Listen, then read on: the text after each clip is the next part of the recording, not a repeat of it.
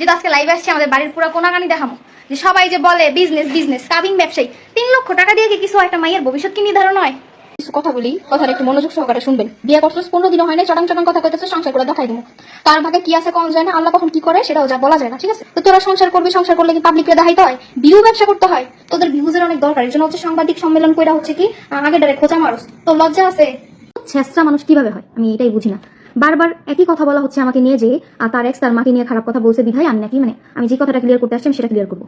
15 লক্ষ টাকার বিনিময়ে 15 লক্ষ টাকা দিয়ে 1 বছরের কন্ট্রাক্টে ও আমাকে বিয়ে করতে 1 বছর পর চলে যাবে। আমি জীবনেও ভাবি নাই আমার 3টা বিয়ে করতে হবে। সেগুলো ডাউনলোড করে হইতে পারে ওনার ফ্রেন্ড, ওনার কলিগ, অথবা ওনার আগের কিছু হইতে পারে। ওনাকেও আমি বলবো যে কারো সংসার, কারো লাইফ নষ্ট করার প্রয়োজন নাই। তোর বউকে তুই অজু করে শ্যাম্পু দিয়ে ধুয়ে তারপরে তুই কর। এই আলম হাসান, তোর বউ কি কচি খুকি?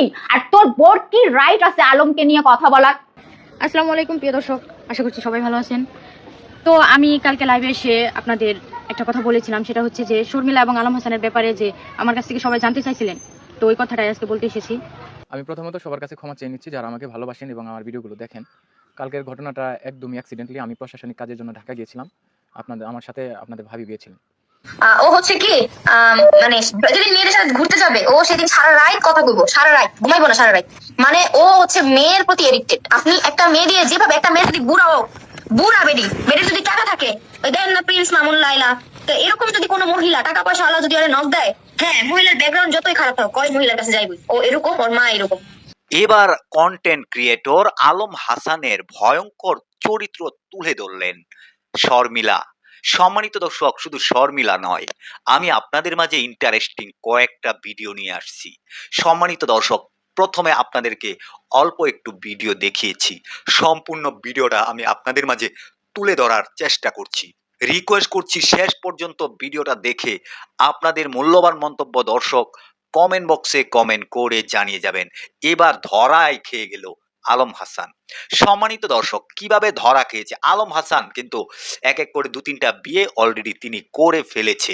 তার আগের বউগুলা কিভাবে চলে গিয়েছে, আলম হাসান কি ভালো না খারাপ, তার আগের বউগুলা কিন্তু মিডিয়ার সামনে এসে আলমকে নিয়ে অনেক কথাই বলেছে, সেটা আপনারা ভিডিওতে দেখতে পাচ্ছেন। সম্মানিত দর্শক, আলম হাসান কি ভালো না খারাপ, এবার কিন্তু আমি আপনাদের মাঝে কয়েকটা ভিডিও দেখাবো। হিরো আলমের প্রেমিকাও কিছু আলমের গুরুত্বপূর্ণ আলোচনা করেছি আলম হাসানকে নিয়ে। আলম হাসান বউ ব্যবসায়ী, আলম হাসান কাবিনের টাকা দেয় অনেক টাকা, আলম হাসান এত টাকা কোথায় পায়? সম্মানিত দর্শক, আজকের ভিডিওটা আমি আপনাদেরকে টোটালি দেখে আপনারা বলবেন যে আসলে কি আলম হাসান বউ দিয়ে টাকা কামাই করে কিনা, সেটা আপনারা কমেন্টে জানিয়ে যাবেন। চলুন না দেরি না করে আগে তাদের কথাগুলা শুনি। আলম হাসানকে নিয়ে যে তারা কথাগুলা বলেছে, সেই কথাগুলা আমরা আগে শুনে আসি। লজ্জা আছে তোর? তুই যে মুখ দিয়া বারবার কস আমার দিয়া ভাইরাল হয়ে আমার ছাইরা থেকে গেছে, তালাক খাওয়ার করে তালাক খাওয়া হচ্ছে। আপনি কি একটা প্রস্টিটিউটের সাথে সংসার করবেন? তুই তো নিজেই প্রস্টিটিউট বিয়ে করে আনছিস, 7 মাস ধরে প্রস্টিটিউট কইতে কইতে তোর মুখ দিয়ে ফেনা উড়াই ফেলছিস, ঠিক আছে? তোর সৌভাগ্য যে এত যে তুই বিয়ে করছিস, 15 দিন পার না হইতে তোর বউর উল্টাপাল্টা ছবি ভিডিও সোশ্যাল মিডিয়াতে ভাইরাল। এগুলো দেখলে আমারই লজ্জা লাগে যে একজন লোক আমারে খারাপ বলছে, আল্লাহ দুর্ভাগ্য তার এতটাই সৌভাগ্য দিছে যে সে আমাকে যা বলছে 5টা তার কপালে মিলাই দিছে। মানে তুই আমারে খারাপ বলছিস, আল্লাহ তোর কপালে ওই খারাপটাই মিলাই দিছে, ঠিক আছে? 7 মাস ধরে মুখ দিয়ে ফেনা উড়ায় শর্মিলার একটা খারাপ তুই বাই করতে পারস নাই, এটা তোর দুর্ভাগ্য। আর তোর সৌভাগ্য হচ্ছে তুই 15 দিন সংসার না করতে তোর বউর উল্টাপাল্টা ভিডিও ছবি সোশ্যাল মিডিয়াতে আমার দেখতে হয়। মানে যারা তুই অপবাদ দিয়ে খেলাইছিস সে তোর রুটি দেখতে হয়। এটা তোর সবচেয়ে বড় সৌভাগ্য। লজ্জা লাগে, ঠিক আছে? লজ্জা থাকা দরকার তোর। তুই একটা নির্লজ্জ বেড়া। তোর নিয়ে কথা বললে পাবলিক আমার জুতা পিটা করে যে কেন তোর নিয়ে কথা বলি, কিন্তু পাবলিক এটা দেখে না যে তুই আমার যে খোঁজা এটা পাবলিক দেখে না। আমি আমার ভুল স্বীকার করতেছি, যখন পাবলিক আমার ভিডিও দেয় ছবি দেয় তখন আমি একটা ভিডিও মেক করছিলাম, কে বিয়া করলো কে হাঙ্গা করলো এটা আমার দেখার বিষয় না। এটা আমার জীবনের সবচেয়ে বড় ভুল, কেন আমি ভিডিওটা মেক করি। তোদের নিয়ে আমার কোনো মাথা ব্যথাই নেই। আমি নিজের নিয়ে টেনশন করতে করতে আমার সময় যেতেছে, আমি নিজের দিকে ফোকাস দিতে আমার সময় যেতেছে। আমি তো নিয়ে ভাবার আমার সময় আছে? তুমি চরম চরম কথা বলো, বছর তো পড়ে গেছি। সারা জীবন সংসার করে মানে একটা বছর পার করে দিয়া শর্মিলার দিকে আঙুল তুলবি যে এই দেখ শর্মিলা আমি সংসার করে দেখাই দিছি। 15 দিনে আঙুল তুলতে আসিস কেন? লজ্জা আছে তোর? বেশর্মা, লজ্জা রেখা করে কথা বলিস। তুই এত সাধু সন্ন্যাসী মেয়ে বিয়ে করলে, এত হিজাবলা মেয়ে বিয়ে করলে, সেই মেয়ের কেন ভিডিও সোশ্যাল মিডিয়াতে আমার দেখতে হয়, আমার মেয়ে চাই না দেখায়? লজ্জা থাকা দরকার। লজ্জা নাই, নির্লজ্জ বেড়া। হিরো আলমকে নিয়ে কথা বলছে, ব্যাস তোর বউ চলে গেছে, তুই আর সংসার করবি না। তুই তোর বোন নামে বাজে বাজে কথা বললি, তোর বউ নাকি বাজারের মেয়ে, তারপরে আরো বাজে বাজে, এগুলো আমি আর মুখে না নিয়ে আসলাম। সাংবাদিকদের নিয়ে বাজে কথা বলতেছি, ইউটিউবাররা। তোমার বউ কি ছোট কচি খুকি? তাকে শিখিয়ে দেওয়া লাগে? কই, আমরা তো এত কথা বলি, আমরা তো কোনো সাংবাদিক বা ইউটিউবার কাউকে নিয়ে কোনো কথা বলি না। কথা বলি আপনাদেরকে, আমার ভেতরে আলমের ভেতরে কিন্তু অনেক ঝগড়া গ্যাঞ্জাম হয়। আমি তাকে অনেক বাজে কথা বলি, সে বলে। আমরা হাজব্যান্ড ওয়াইফ। রিয়ামনির সাথেও কিন্তু হয়, আলমও কিন্তু বলে না। এখানে আলম হাসান আর তার ওয়াইফ, তার যে এখন নিউ ওয়াইফ মুক্তা, ঝিনাইদার মেয়ে, তাদের ভেতরে এত গ্যাঞ্জাম হচ্ছে। যাই হচ্ছে আমরা তো দেখছি, আমরা কি কেউ কোনো কথা বলছি? হিরো আলম কি কোনো কথা বলছে? বলেনি। হুট করে ওই মেয়ে কেন আলমের কথা বলল? আলম কি ওর সাথে কথা বলেছে? দেখেন তারপরে কি করলো আলম হাসানের, তার হাজবেন্ডের সে খারাপ, আমরাও তো বলি আলম রে নিয়ে অনেক কিছু। রাগ হয়ে গেলে ওয়াইফরা অনেক কথাই বলে, হাজবেন্ডরাও অনেক কথা বলে, কিন্তু সেখানে আরেকজনকে তো আমরা টেনে নিয়ে আসি নাই। আমার যখন আলমের উপরে রাগ হয় আমি আলমকে কথা শোনাই, তাই না? আমি আলমকে কথা শোনাই। কই, আমি তো আরেকজনের কথা বলি না, আরেকজনকে টেনে নিয়ে আসি না। তারা দুজন হাজবেন্ড ওয়াইফের ভিতরে ঝগড়া গ্যাঞ্জাম হচ্ছে, ভালো কথা, তোমরা ঝগড়া করো, মিলে যাও। এখানে মহিলা ওই যে মুক্তা, ওই মেয়েটা কেন আলমের নাম বললো? তোর স্বামী কি করে না করে তুই বল, আমাদের স্বামী কি করে না করে আমরা বলি, তোর স্বামীরে নিয়ে কি আমরা কথা বলছি? তারপরে সব থেকে বাজে একটা ব্যাপার হয়েছে, বলার পরে দেখেন আলম হাসান কি করলো, হিরো আলমকে ফোন দিয়ে কিন্তু মাপ চাইলো। হ্যাঁ ভাই, ও ওরকম, ও ভালো না, পরে দেখতে পাবেন। নিজেই কিন্তু নিজের ওয়াইফকে কি বললো, বাজারের মেয়ে বললো, খারাপ মেয়ে বললো। তারপরে এই দেখেন, বলার পরে সব থেকে বাজে ব্যাপার হয়েছে, তারা ঝগড়া করেছে, সে তার ওয়াইফকে বাজে মেয়ে বলছে, আবার তার ওয়াইফ তার হাজবেন্ডকে বাজে ছেলে বলছে। সেখানে সাংবাদিকদের আবার দোষারোপ করছে। আলমের সঙ্গে যখন ওই আলম হাসান ওই লোকটা কথা বলছে, বলার পরে আল্লাহ বউ আসছে, আসার পরে বলছে কি আলমরে নিয়ে, তুমি কি আলমকে ভয় পাও? এই আলমের পার কাছে আইসে দাঁড়াতো, ওই মেয়ে মুক্তা দাঁড়াতো। আলমের সাথে তুই চাইলেই দেখা করতে পারবি? তোর স্বামীর মতো কি সস্তা? আলম কি তোর স্বামীকে নিয়ে ভিডিও বানিয়ে ভাইরাল হয়েছে? তোর স্বামী আলম হাসান তো কন্টিনিউ আলমের গুণগান গায়, ভিডিও বানায়, টপিক নিয়ে ভাইরাল হওয়ার চেষ্টা করে। হিরো আলম কি তোর স্বামীকে নিয়ে কোনো কথা বলে? আবার এই আলম হাসান লোকটা কি বলছে, অজু করে আলমের সাথে আবার ফ্রেন্ডশিপ করবে। কথাও তো সোজা করে বলতে পারে না মূর্খরা, বাংলা ভাষাটাও সুন্দর করে। তোর বউ যে জায়গা থেকে তুই নিয়ে আসছিস না, আলমের সাথে তোর অজু করে আলম তোর সাথে কথা বলার জন্য বসে নেই। তোর যে জায়গা থেকে তোর বউকে বিয়ে করে নিয়ে আসছিস, শ্যাম্পু দিয়ে ধুবি আর কি করবি বলতো? অজু করে করে রাত্রে ওর কাছে যাবি। আলমের কাছে তোর অজু করে ফ্রেন্ডশিপ করার জন্য আলমের বয়ে যাইনি। অসভ্য কোন জায়গার বেয়াদব। আমি যে বিষ খাইছিলাম মনে আছে, আমি আস্টুডেন্ট খাইছি ও বলছিল। হ্যাঁ, জি জি। কেন খাইছি? খাওয়ার কারণ হচ্ছে ও আমার যখন বিয়ে হয় 17 দিন, তখন হচ্ছে মানে একটা মেয়ে কিন্তু তার হাজবেন্ডের বেশি ফলো করে। বিয়ের পর থেকে মেয়ে কিন্তু তার দুনিয়া সবকিছু হয় তার হাজবেন্ড। বাপমা পর হয়ে যায়, হাজবেন্ড কিন্তু আপন হয়ে যায়। সেই ক্ষেত্রে মেয়ে যখন হাজবেন্ডের হাঁটা চলা, কথাবার্তার ধরন সবকিছু যখন ফলো করতে থাকে, তখন মেয়ের কাছে সবকিছু খোলাসা হয়ে যায় তার হাজবেন্ড কি চাইতেছে, তাকে ভালোবাসে কিনা। তো সেই জায়গা থেকে হচ্ছে আমি তাকে পাইছি হচ্ছে সে সারা রাত কথা বলবে, ভোর সকাল হওয়ার সাথে সাথে না ওইটা গোসল করে সুন্দর করে সাজুগুজু করবে। আমি জানি ও যাইতেছে ঘুরতে, সকালবেলা উঠবে ওইটাই চলে যাবে। সারাদিন কোনো ফোন নাই, একবার রাত্রে আসবে, আইসা খাবে না, শুধু ওষুধটা খাইবো, ওষুধটা খাই এসে পড়বো। একটা মানুষের যে তুই নারায়ণগঞ্জ শহরের থেকে আনলি, একটা মেয়ের আইন না তোর বাসায় যেমনি রাখছো, তাতে আমার কোনো অভিযোগ নাই ভাই। আমার ঘরে বাথরুম, আমার ঘরে গ্যাসের চুলা, আর ওর বাসায় ওই সিলিন্ডার আইনা দিছিল। এগুলো হচ্ছে শো অফ করার লেগে সিলিন্ডার, আমি কিন্তু মাটির চুলায় রান্না করছি। এগুলো হচ্ছে শো অফ, সিলিন্ডারটা হচ্ছে শো অফ। করলো কিভাবে আমি এটা বলি, ও হচ্ছে বড় লোকের মেয়েদের টার্গেট করে, আর হচ্ছে ডিভোর্স মেয়ে টার্গেট করে। আর আনমেরিড পাইলে তো ওর জীবনে ছাড়বে না। তো হচ্ছে এই লোকে আমার মেসেজ দেয়, আমার তখন পরীক্ষা চলে, ইন্টার পরীক্ষা চলে। তো মেসেজ দেওয়ার পরে আমি ওনার ছবি দেখে আমি বলতেছি, আপনি আরো পাচ্ছেন না, সাদিয়া না জুতার বাড়ি দিছে, ঠিক এমনি বলে দিচ্ছে। আমি কিন্তু আগে খুবই স্ট্রেট ছিলাম, ওর কাছে যাওয়ার পরে আমি একবারে নরম হয়ে গেছি, একবারে। মানে ওর ফ্যামিলিতে তাবিজ তোমার করে, আমার জানেন 5টা উন্না কাইটা নিছে, আমি কারো কাছে বলতে পারি না, বললে কিন্তু কুত্তায় কাইটা নিছে।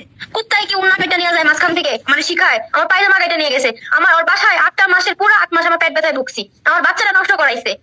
1 মাসের মধ্যে আমার ডিভোর্স দিছে, আমি কিছুই করি না, ওটা উপরে আল্লাহর উপরে ছেড়ে দিছে সব। আমার অপবাদ দিছে জানেন ভাই, আমার ফ্যামিলির অপবাদ দিচ্ছে। তো হচ্ছে ও কি করছে, আমার মেসেজ দিছে, তো আমি যখন তাদের সাদিয়ার কথা বলছি, তখন আমার একটা গালি দেয়, অনেক খারাপ ভাষায় একটা গালি দেয়। গালিটা দেওয়ার পরে আমি বলছি, আপনার ভাষায় তো খারাপ, আগে জানলে তো কখনই আপনার মেসেজে রিপ্লাই দিতাম না। এই কথা বলার পরে বলতেছে, তুমি আমাকে যেমন ভাবছো আমি কিন্তু তেমন না। তো যাওয়ার পরে অর্ধেক রাস্তায় একটা ডাব খাওয়ার বিষয় আর ওই আমার যে প্রাক্তন ছিলেন ওনার বিষয় নিয়ে কথা উঠছে। ওঠার পর ও আমার উপর একটু রেগে যায়। রেগে যাওয়ার পর ওকে আমি বলছি কি যে তুমি বাসায় চলে যাও, ওই প্রাইভেট কার ঘুরিয়ে দিছি। কিন্তু বাসায় না যায় ওর কিছু উল্টাপাল্টা লোকের সাথে হয়তো ওর পরিচয় কিংবা কথা আছে, এর মধ্যে আমার কিছু পরিচিত ইউটিউবার আছে, তো হয়তো ওদের সাথে আমার রাগারাগির বিষয়টা শেয়ার করছে যে আমি আমার প্রাক্তনের বিষয়টা উঠাইছিলাম।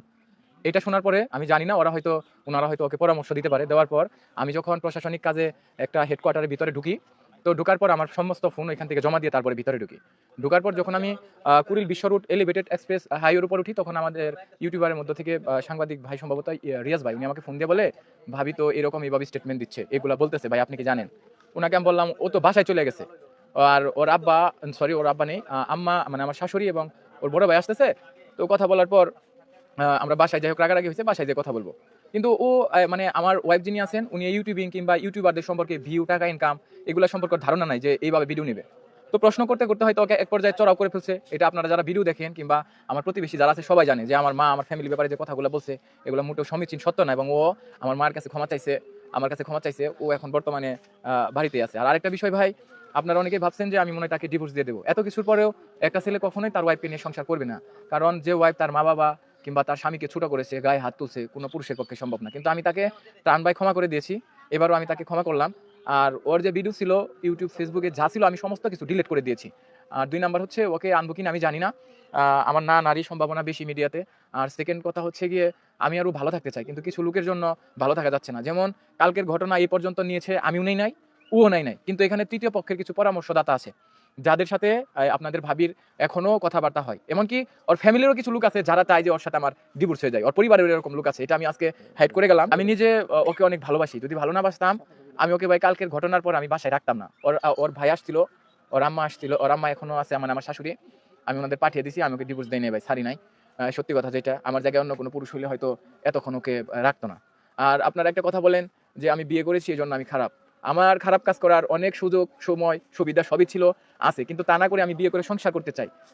তো কথাটা হচ্ছে যে তাদের মাঝে অনেক ঝগড়া হয়, মানে আলম হাসান বিয়ে করার পর থেকে যখন শর্মিলা আম্মু আমাদের আলম হাসানের বাসায় আসে তখন থেকে তাদের মাঝে অনেক ঝগড়া বিবাদ অনেক কিছু হয়েছে, অনেক কাহিনী, অনেক ঝগড়া।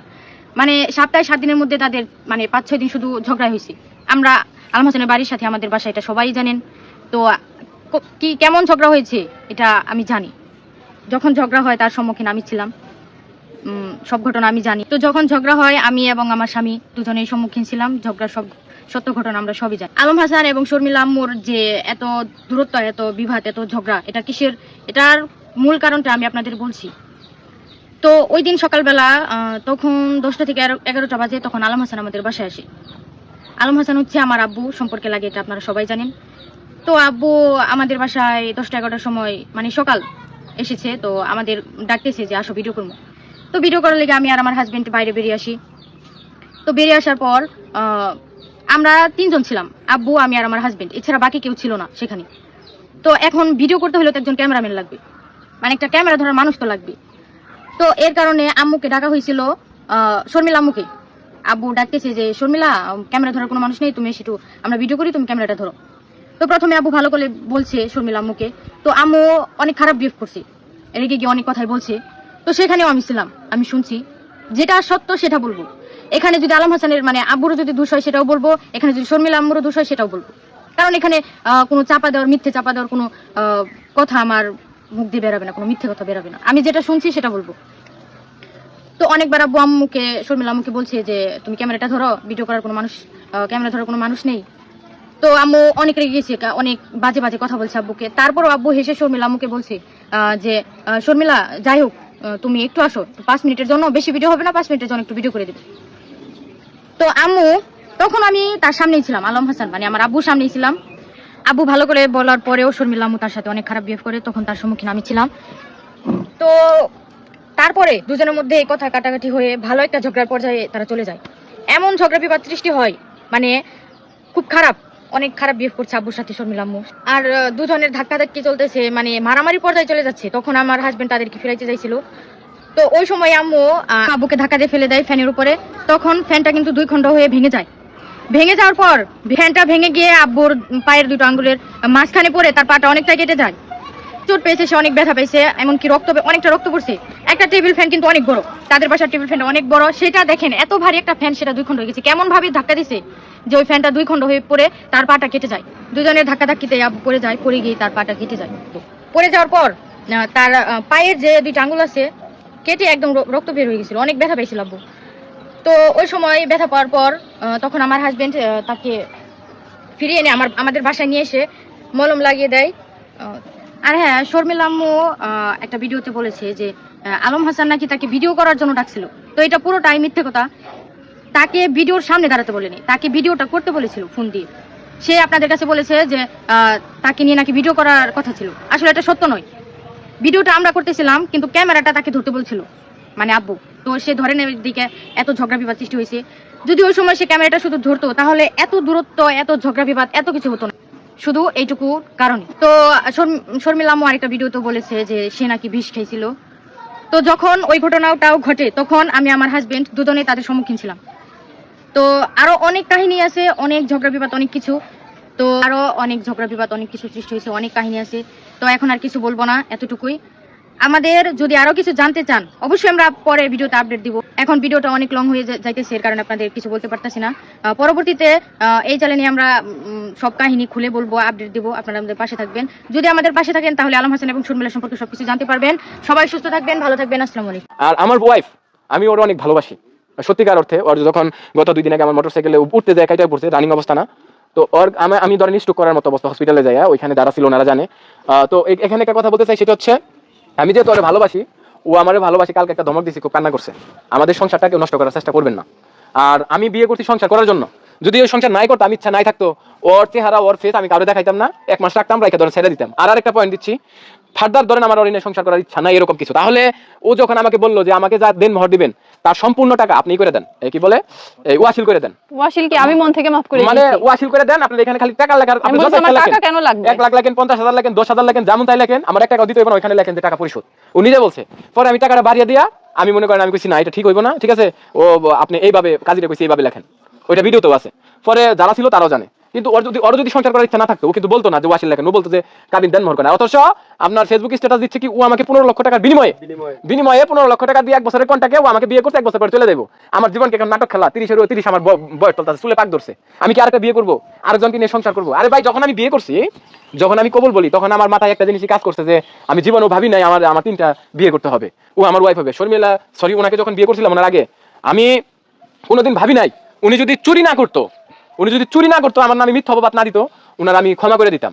আর উনি সবচেয়ে বেশি অপরাধ করছে, উনি খারাপ কাজের সাথে সম্পৃক্ত ছিল, যেটা মনে করেন আমি মানতে পারি নাই, এর আমি তাও ক্ষমা করতাম। যখন উনি ওই খারাপ মহিলাদের সাথে চলাফেরা বিভিন্ন জায়গায় গমন করছে, আমি এগুলো প্রমাণ সহ সবকিছু মনে করেন বুঝতে পারছি, তখন আমার খুব খারাপ লাগছে, কষ্ট লাগছে। যখন আমাকে অনেকেই বলছে, আমি ওনাকে বলছি, ওনার ফ্যামিলির যেভাবে মেসেজ পাঠাইছি যে এই মেয়েদের সাথে মিশতে মানা করে দেন, ওনাকে বিয়ে দেন, উনি সংসার করুক।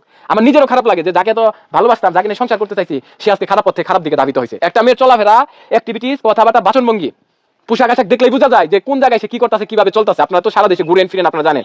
এখন ওই ভিডিওর মাধ্যমে বলতেছি, ভাই আমাকে নিয়ে, আমার ওয়াইফকে নিয়ে কেউ বাজে মন্তব্য করবেন না, আমরা যাতে সংসার করতে পারি, আপনারা সেই দোয়া করেন যাতে সংসার নষ্ট না হয়, এই ধরনের পরিস্থিতির সম্মুখীন করেন না। এই যে আমরা যে 2 জন আছে, আপনারা দেখেন, যদি কোনোদিন একটা বাজে কন্টেন্ট, বাজে ওয়ার্ড, বাজে কোনো কিছু আপনাদের সামনে আসেন, আমার বাসা গাজীপুর, আপনি যে কাউকে জিজ্ঞেস করবেন, আপনারা যারা আছেন আমার বাসা দেখে দেবো, আমাকে প্রশ্ন করেন যে ভাই আপনার এই খারাপ জিনিসটা দেখছি, এটা দৃষ্টিকটু হয়েছে। এই যে এখনো বলতেছি, এই 2019 সাল থেকে এখন পর্যন্ত যদি থেকে থাকে, আপনারা প্রশ্ন করেন। একজন মহিলা যাকে আমি আপা বলে সম্বোধন করলাম কিছুদিন আগে, সেই মহিলা তার ফ্যামিলি নিয়ে, তার হাজবেন্ডকে নিয়ে সে উল্টাপাল্টা কথা বলছে লাইভে এসে, সাক্ষাৎকারে। একজন মানুষ যদি আমাকেই ধরলাম যে আমার আজকে ডিভোর্স হয়েছে 8 মাস, 8 মাসে আমাকে যেমন এই রিসেন্ট আমাকে হচ্ছে সাংবাদিকরা কলের উপরে কল, আপনি কিছু বলেন, আমি বলছি না এখানে আমার কিছু বলার নাই।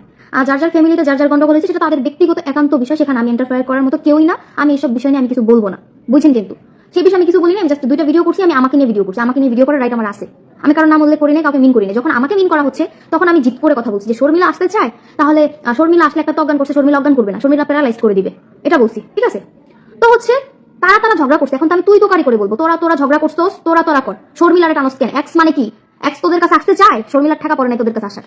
বারবার একই কথা বলা হচ্ছে যে শর্মিলা বলছে, শর্মিলা আমাকে কল দিছে। হেই ফালতু মহিলা, শর্মিলা কবে কল দিছে? প্রমাণ কি? শর্মিলা কল দিছে? শর্মিলারই তো কল দিয়া কুল পান না আপনারা, আবার শর্মিলা কল দিবে? ঠিক লজ্জা করে না? শর্মিলাকে সব জায়গায় ম্যানিপুলেট করে কথা বলেন। আমি আবারও বলতেছি, তারা হচ্ছে কন্ট্রোভার্সি করবে, 2 দিন পর কন্ট্রোভার্সি করে তারা নিজেরা ভাইরাল হবে, মাঝখানে শর্মিলার কেরিয়ার, শর্মিলার লাইফ ধ্বংস করে দিবে। মানে একটা মেয়েরে হেনস্থা করে, সর্বহারা করে মেয়ের জীবনটা ধ্বংস করে দিও, তারা চুপ নাই। সে কতটা ক্ষোভ প্রকাশ করছে সোশ্যাল মিডিয়াতে। কোনো মানুষকে ক্ষোভ কি শিখাই দিলে প্রকাশ করে? নাটক শুরু করছে, সব জায়গায় খালি শর্মিলা। মানে আমার আল্লাহ বিচার করে না। এখন তো প্রত্যেকদিন তাহাজ্জুদ করে বিচার দিব, দেখবো আল্লাহর বিচার হয় কিনা। এখন থেকে আমি প্রতিদিন বিচার দিব, শর্মিলা নিঃশ্বাস তোদের জন্য অভিশাপ আসবে, কারণ শর্মিলা তোদের নিয়ে কিছু বলে না। শর্মিলা তুই বলছিস আমি বেশি দিন না, আমি সারা জীবন অনলাইনে থাকবো, পারলে তো আমার হারাই দিস অনলাইন থেকে, পারলে অনলাইন থেকে তোদের বাবারে বলে দিস আমার হারাইতে অনলাইন থেকে, দেখবো তোর কোন বাবা আমার অনলাইন থেকে খেলাইতে পারে, ঠিক আছে? নাই বামেও নাই, নিজের লাইফ নিয়ে পড়ে আসি। আমি একটা স্ট্যাটাস দিলেও মনে করে আমি তাদের জন্য দিতেছি, আমি একটা ভিডিও আপলোড করলে আমি কাউরে নিয়ে পড়ে নাই। সেই জায়গা থেকে আমি দেখলাম কি যে প্রত্যেকটা সাক্ষাৎকারে এক্স, শর্মিলা। আচ্ছা আপনারা কি আদৌ দেখছেন শর্মিলা কিছু একটা করছে? হ্যাঁ, শর্মিলা কাউরে নিয়ে কথা বলছে। আমি আমার ভুল স্বীকার করছি, শর্মিলা প্রথম কয়েকটা ভিডিও করছিল, একটা ভিডিও করছে, কে বিয়ে করলো না করলো এটা আমার দেখার বিষয়। এখন কেন শর্মিলা টানা হইতেছে? শর্মিলা নাকি শিখাই দিছে তার মায়ের বিরুদ্ধে কথা বলতে, কি মানে এগুলোর মানে কি? শর্মিলা শিখাই দিছে এর জন্য নাকি সে বলছে তার মায়ের বিরুদ্ধে। মানে আমি কি বলবো, আমার তো এখন শরীরের কামড়াইতেছে। আল্লাহর বিচার কি এগুলো? আল্লাহ কি করে? তারা ঝগড়া করতেছে, শর্মিলার টানতেছে, শর্মিলার ইনভলভ করতেছে। মানে কি? আপনারা ঝগড়া করেন, আপনারা যা ইচ্ছা তা করেন। তাদের বাড়ির কাপড় কাইটা কে নিয়ে গেল, তাদের বোর কি করলো না করলো, শর্মিলার দোষ পড়তেছে। এই যে দেখাই, এইটা হচ্ছে আমাদের বাড়ির গেট। এই গেটটা আমার বাবা নিজে বানাইছে, হ্যাঁ নিজের হাতে বানাইছে। এই গেটটা বানাইতে সময় লাগছে 15 থেকে 20 দিন।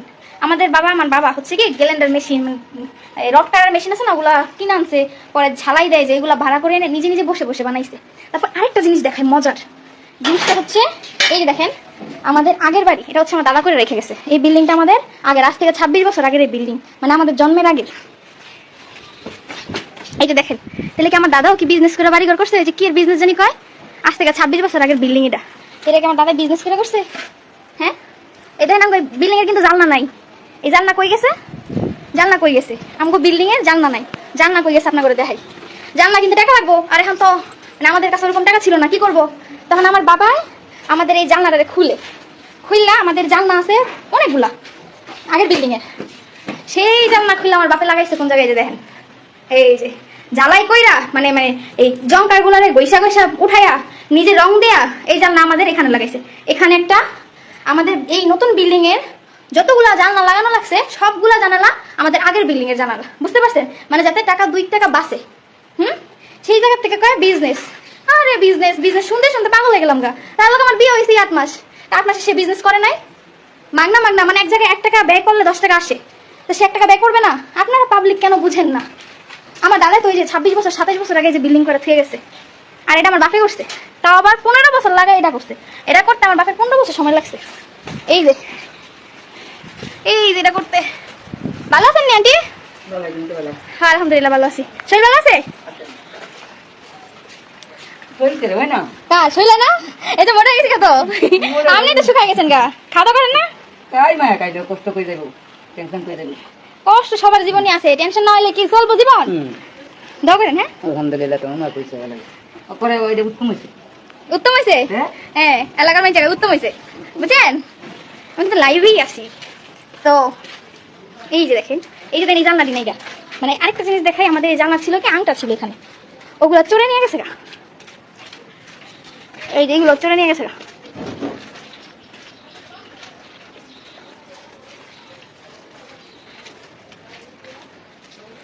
এই যে আমাদের বাসা এখান থেকে ওই মাথা পর্যন্ত, বুঝতে পারছেন? সম্মানিত দর্শক, এই যে ভিডিওগুলা দেখেছেন, আলম হাসানের কথাগুলা শুনেছেন, আরো কয়েকটা ভিডিও আমি আপনাদের মাঝে তুলে ধরেছিলাম, সেই কথাগুলা শুনেছেন। অবশ্যই আপনাদের মূল্যবান মন্তব্য দর্শক কমেন্টে জানিয়ে যাবেন যে আসলে তারা যে কথাগুলা বলেছে সেই কথাগুলা কতটুকু যুক্তিসঙ্গত। অবশ্যই আপনারা কমেন্টে কমেন্ট করে জানিয়ে যাবেন। ভিডিওটা সর্বোচ্চ পরিমাণ শেয়ার করে সবাইকে দেখার সুযোগ করে দিবেন। সবাই ভালো থাকবেন, সুস্থ থাকবেন। আসসালামু আলাইকুম।